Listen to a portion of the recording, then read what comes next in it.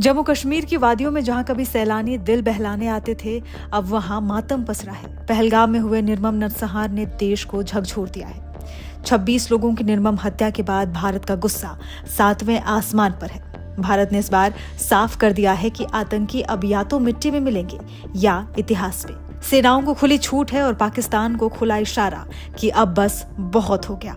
इस नरसंहार के बाद भारत जहां बदले के मूड में है, वहीं पाकिस्तान हमेशा की तरह बेकसूर बनने की कोशिश में लगा है। अब इस तनाव के बीच अमेरिका ने एंट्री मारी है। एक फोन कॉल भारत को और एक पाकिस्तान को किया गया है, लेकिन गौर करने वाली बात यह है कि दोनों फोन में लहजा बिल्कुल अलग है। सबसे पहले बात करते हैं भारत की। अमेरिकी विदेश मंत्री मार्को रूबियो ने भारत के विदेश मंत्री एस जयशंकर से बात की और 26 लोगों की हत्या पर गहरा शोक जताया। उन्होंने साफ कहा कि अमेरिका भारत के साथ आतंकवाद के खिलाफ हर स्तर पर खड़ा है। अमेरिका ने भरोसा दिलाया कि इस्लामी कट्टरवाद और सीमा पार आतंक को लेकर अमेरिका की नीति स्पष्ट है। सूत्रों के मुताबिक जयशंकर ने रूबियो से स्पष्ट शब्दों में कहा कि ये हमला किसी आतंकी संगठन की करतूत नहीं, बल्कि सुनियोजित स्टेट स्पॉन्सर्ड टेररिज्म है और भारत इसका सटीक जवाब देगा। अमेरिका ने संयम की अपील की, लेकिन ये भी समझा कि भारत की भावनाएं सिर्फ डिप्लोमेटिक निंदा से शांत नहीं होंगी। अब बात करते हैं उस फोन की जो गया पाकिस्तान के प्रधानमंत्री शहबाज शरीफ के पास।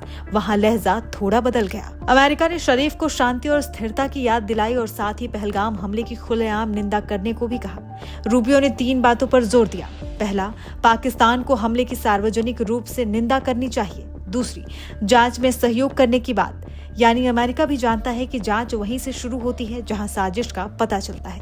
अब तीसरी बात, भारत से बातचीत का रास्ता खोलना, यानी अमेरिका को भी समझ आ गया है कि पहलगाम की जड़ें कहीं रावलपिंडी की तरफ तो नहीं जाती। पाकिस्तान की प्रतिक्रिया वही घिसी पिटी स्क्रिप्ट की, हमें भी आतंक से उतना ही दुख है, लेकिन कार्रवाई उसके लिए तो पहले पाकिस्तान को खुद से पूछना होगा कि आईएसआई और आतंकियों के बीच फोन कॉल्स ज्यादा होते हैं या वॉशिंगटन से। अमेरिका ने दोनों देशों से संयम की अपील की, लेकिन उसके बयान की लाइनें भी साफ थीं। आतंकवाद को खत्म करने के लिए अमेरिका भारत के साथ खड़ा है और पाकिस्तान को इस खेल में अब पर्दे के पीछे नहीं, सामने आकर जवाब देना होगा।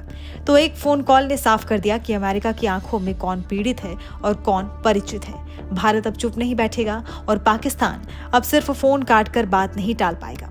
पहाड़ों की शांतवादी में 22 अप्रैल की वो रात सिर्फ एक हमला नहीं था, वो एक इशारा था कि आतंक अब धर्म और दया की सीमाएं पार कर चुका है और भारत अब इस इशारे का जवाब देने को भी तैयार है।